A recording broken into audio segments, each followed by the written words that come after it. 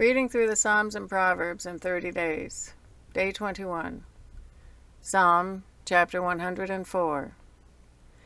Let all that I am praise the Lord. O Lord my God, how great you are! You are robed with honor and majesty. You are dressed in a robe of light. You stretch out the starry curtain of the heavens. You lay out the rafters of your home in the rain clouds. You make the clouds your chariot. You ride upon the wings of the wind. The winds are your messengers. Flames of fire are your servants. You placed the world on its foundation, so it would never be moved.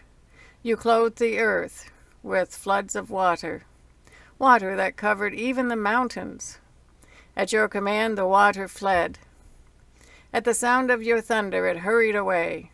Mountains rose and valleys sank to the levels you decreed. Then you set a firm boundary for the seas, so they would never again cover the earth. You make springs pour water into the ravines, so streams gush down from the mountains. They provide water for all the animals, and the wild donkeys quench their thirst. The birds nest beside the streams and sing among the branches of the trees. You send rain on the mountains from your heavenly home, and you fill the earth with the fruit of your labor. You cause grass to grow for the livestock and plants for people to use. You allow them to produce food from the earth, wine to make them glad, olive oil to soothe their skin, and bread to give them strength. The trees of the Lord are well cared for, the cedars of Lebanon that he planted. There the birds make their nests, and the storks make their homes in the cypresses. High in the mountains live the wild goats, and the rocks form a refuge for the hyraxes. You made the moon to mark the seasons, and the sun knows when to set. You send the darkness, and it becomes night, when all the forest animals prowl about. Then the young lions roar for their prey, stalking the food provided by God. At dawn they slink back into their dens to rest. Then people go off to their work, where they labor until evening. O Lord, what a variety of things you have made! In wisdom you have made them all.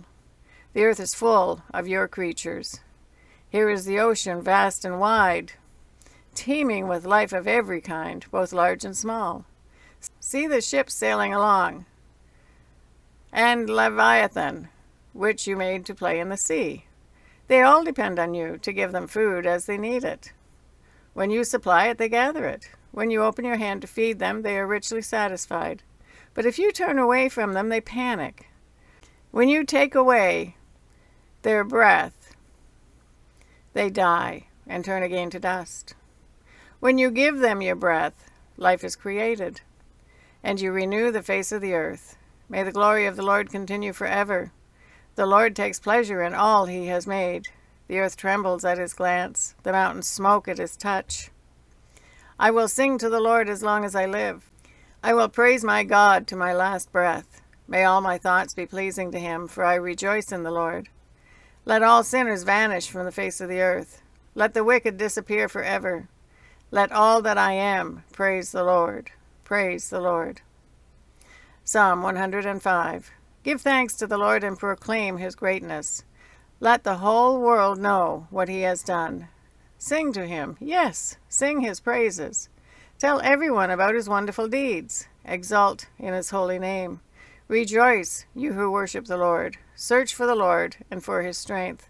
Continually seek him. Remember the wonders he has performed, his miracles and the rulings he has given. You children of his servant Abraham, you descendants of Jacob, his chosen ones. He is the Lord our God. His justice is seen throughout the land. He always stands by his covenant, the commitment he made to the 1,000 generations. This is the covenant he made with Abraham, and the oath he swore to Isaac. He confirmed it to Jacob as a decree, and to the people of Israel as a never-ending covenant. I will give you the land of Canaan as your special possession. He said this when they were few in number, a tiny group of strangers in Canaan. They wandered from nation to nation, from one kingdom to another. Yet he did not let anyone oppress them. He warned kings on their behalf. Do not touch my chosen people, and do not hurt my prophets." He called for a famine on the land of Canaan, cutting off its food supply. Then he sent someone to Egypt ahead of them, Joseph, who was sold as a slave. They bruised his feet with fetters and placed his neck in an iron collar, until the time came to fulfill his dreams. The Lord tested Joseph's character. Then Pharaoh sent for him and set him free. The ruler of the nation opened his prison door. Joseph was put in charge of all the king's household. He became ruler over all the king's possessions. He could instruct the king's aides as he pleased, and teach the king's advisers. Then Israel arrived in Egypt. Jacob lived as a foreigner in the land of Ham, and the Lord multiplied the people of Israel until they became too mighty for their enemies. Then he turned the Egyptians against the Israelites, and they plotted against the Lord's servants. But the Lord sent his servant Moses, along with Aaron, whom he had chosen. They performed miraculous signs among the Egyptians and wonders in the land of Ham. The Lord blanketed Egypt in darkness, for they had defied his commands to let his people go. He turned the water into blood, poisoning all the fish. Then frogs overran the land, and even invaded the king's bedrooms. When the Lord spoke, flies descended on the Egyptians, and gnats swarmed across Egypt. He sent them hail instead of rain, and lightning flashed over the land. He ruined the grapevines and fig trees, and shattered all the trees. He spoke, and hordes of locusts came, young locusts beyond number. They ate up everything green in the land, destroying all the crops in the fields. Then he killed the oldest son in each Egyptian home, the pride and joy of each family. The Lord brought his people out of Egypt, loaded with silver and gold, and not one among the tribes of Israel even stumbled. Egypt was glad when they were gone, for they feared them greatly. The Lord spread a cloud above them as a covering, and gave them a great fire to light the darkness. They asked for meat, and he sent them quail.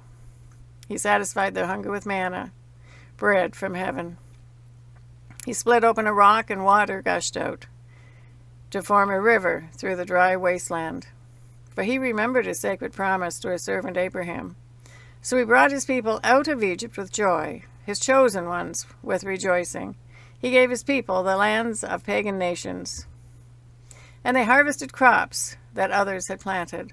All this happened so they would follow his decrees and obey his instructions. Praise the Lord. Proverbs chapter 21. The king's heart is like a stream of water, directed by the Lord. He guides it wherever he pleases. People may be right in their own eyes, but the Lord examines their heart.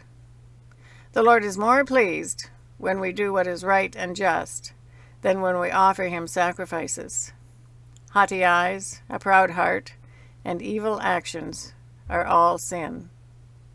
Good planning and hard work lead to prosperity, but hasty shortcuts lead to poverty. Wealth created by a lying tongue is a vanishing mist and a deadly trap. The violence of the wicked sweeps them away, because they refuse to do what is just. The guilty walk a crooked path. The innocent travel a straight road. It is better to live alone in the corner of an attic than with a quarrelsome wife in a lovely home. Evil people desire evil. Their neighbors get no mercy from them. If you punish a mocker, the simple-minded become wise. If you instruct the wise, they will be all the wiser. The righteous one knows what is going on in the homes of the wicked. He will bring disaster on them. Those who shut their ears to the cries of the poor will be ignored in their own time of need. A secret gift calms anger. A bribe under the table pacifies fury. Justice is a joy to the godly, but it terrifies the evildoers. The person who strays from common sense will end up in the company of the dead. Those who love pleasure become poor. Those who love wine and luxury will never be rich. The wicked are punished in place of the godly, the traitors in place of the honest. It's better to live alone in the desert than with a quarrelsome, complaining wife. The wise have wealth and luxury, but fools spend whatever they get. Whoever pursues righteousness and unfailing love will find life, righteousness, and honor. The wise conquer the city of the strong and level the fortress in which they trust. Watch your tongue and keep your mouth shut, and you will stay out of trouble. Mockers are proud and haughty. They act with boundless arrogance. Despite their desire, the lazy will come to ruin, for their hands refuse to work.